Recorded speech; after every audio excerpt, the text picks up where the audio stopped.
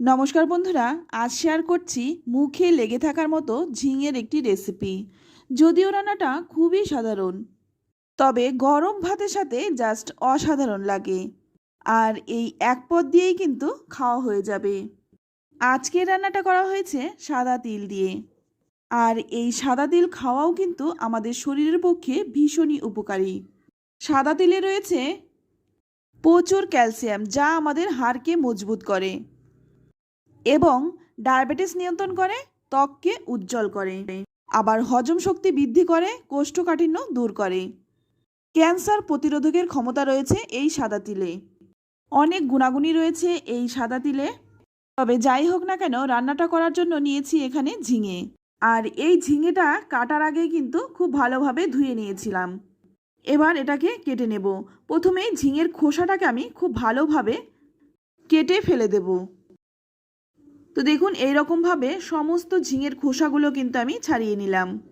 এবার এই ঝিঙেটা আমি কেটে নিচ্ছি। ঝিঙেটাকে কিন্তু আমি একদম কুচি কুচি করে কেটে নেব। এখানে কিন্তু ঝিঙে আমি একদম কুচি কুচি করে কেটে নিয়েছি। তবে আপনারা চাইলে কিন্তু ঝিঙেটা একটু বড় বড় করে কেটে নিতে পারেন। তবে আপনারা আপনাদের পছন্দ মতো ঝিঙেটা কেটে নিতে পারেন। তো দেখুন, এরকমভাবে কিন্তু আমি সমস্ত ঝিঙেটাই কেটে নিচ্ছি। তো বন্ধুরা, রেসিপিটি যদি ভালো লেগে থাকে অবশ্যই লাইক, কমেন্ট, শেয়ার করবেন। আর আপনি যদি আমার চ্যানেলে নতুন হয়ে থাকেন, চ্যানেলটা সাবস্ক্রাইব করে নেওয়ার অনুরোধ রইল। তো এই দিকে দেখুন, সমস্ত ঝিঙেটাই কিন্তু আমার কাটা হয়ে গেছে। এবার তুলে নিচ্ছি। তো ঝিঙে কেটে তুলে নিলাম। ঝিঙের এই রান্নাটা যদি একবার করে খান, বারবার কিন্তু এভাবেই খেতে মন চাইবে। যারা ঝিঙে খেতে অপছন্দ করে তারাও কিন্তু আঙুল চেটে খাবে। এবার রান্নাটা করার জন্য অপর দিকে কড়াই গরম করে নিয়ে এর মধ্যে দিয়ে দিচ্ছি 2 চামচ সর্ষের তেল। আর এই তেলটুকুই কিন্তু আমি সম্পূর্ণ রান্নাটা করে নেব।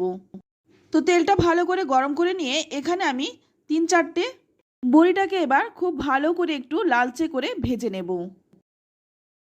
তবে হাতের কাছে যদি বড়ি না থাকে সেক্ষেত্রে কিন্তু বড়িটা বাদ দিয়েও রান্নাটা করা যাবে। তো বড়িটাকে খুব ভালো করে ভেজে তুলে নিচ্ছি। বড়িটা ঠান্ডা হয়ে যাওয়ার পর হাত দিয়ে একটু ভেঙে দেব। এবার ওই তেলের মধ্যেই ফোড়নে দিয়ে দিচ্ছি 2টো শুকনো লঙ্কা। লঙ্কাটাকে একটু তেলের মধ্যে ভেজে নিচ্ছি। তারপর এর মধ্যে দিয়ে দিচ্ছি একটা বড় সাইজের কুচনো পেঁয়াজ। তবে আপনারা যদি নিরামিষ খেতে চান সেক্ষেত্রে পেঁয়াজটা বাদ দিয়ে তেলের উপরে কিন্তু সরাসরি ঝিঙেটা দিয়ে দেবেন। তো পেঁয়াজটাকে কিন্তু খুব একটা ভাজবো না, জাস্ট একটু নেড়েচেড়ে নিয়েই এর মধ্যে দিয়ে দিচ্ছি কেটে রাখা ঝিঙেটা। তবে পেঁয়াজটাকে কিন্তু খুব লাল করে ভাজা যাবে না। পেঁয়াজ যদি ভালো করে ভাজা হয় সেক্ষেত্রে কিন্তু রান্নার স্বাদটা ভালো লাগবে না। তাই পেঁয়াজটাকে জাস্ট একটু নেড়েচেড়ে নিয়ে সঙ্গে সঙ্গেই কিন্তু ঝিঙেটা দিয়ে দিতে হবে।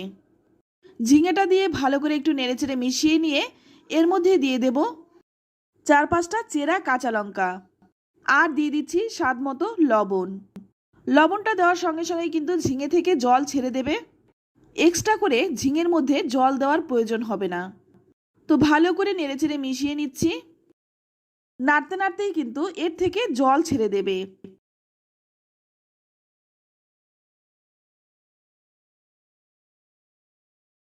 এবার গ্যাসের আঁচটা লো টু মিডিয়ামে রেখে একটা ঢাকা দিয়ে 5 মিনিট রেখে দেব। ততক্ষণে এখানে আমি শিলপাটার মধ্যে নিয়ে নিচ্ছি 3 চামচ সাদা তিল।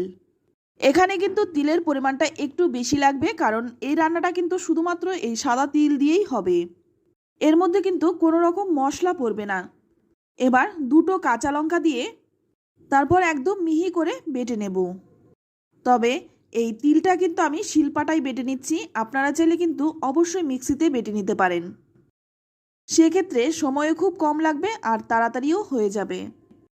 আমি শিলে বাটা মশলাটা পছন্দ করি বলে আমি শিলেই বেটে নিলাম। তবে আপনারা কিন্তু মিক্সিতে অবশ্যই বেটে নিতে পারেন। তো দেখুন, ভালো করে বেটে নিয়েছি। এবার অপর দিকে ঢাকনাটা খুলে নিয়েছি আর দেখুন ঝিঙে থেকে কতটা জল বেরিয়েছে।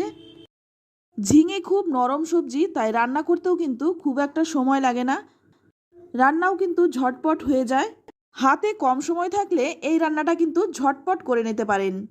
এটা খেতেও যেমনি সুস্বাদু হয়, বানানোও তো একদম সহজ, আর খাওয়াও কিন্তু শরীরের পক্ষে ভীষণ উপকার। এবার এর মধ্যে দিয়ে দিচ্ছি বেটে রাখা তিলটা।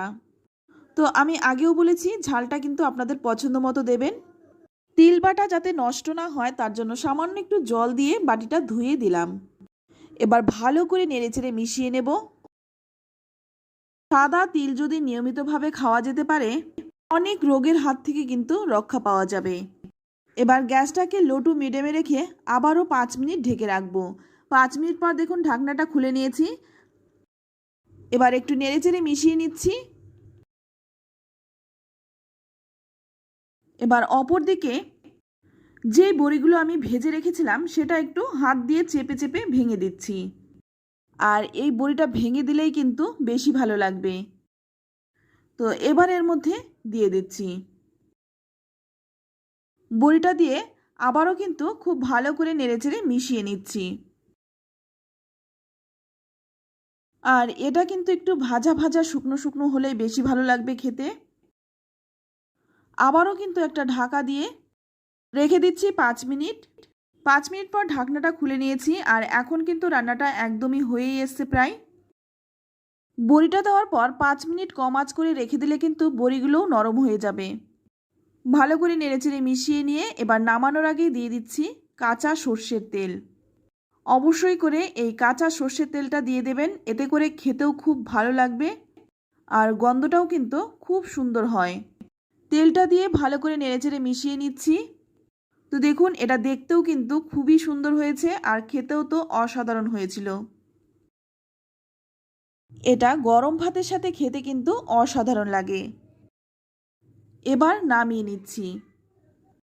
তো রান্নাটা খুবই সাধারণ, হোক না সাধারণ তাতে কি, এটা খেতেও যেমনি সুস্বাদু আর খাওয়াও তেমনি শরীরের পক্ষে উপকার। খুব একটা তেল মশলাও লাগে না, বানানো তো একদম সহজ, যে কেউ যখন তখন রান্নাটা করতে পারেন। তো একবার হলো রান্নাটা করুন, খেয়ে তারপর কমেন্টে লিখে জানান খেয়ে আপনাদের কেমন লাগলো। আজ এই পর্যন্তই, আবারও নিয়ে আসবো অন্য কোনো নতুন রেসিপি।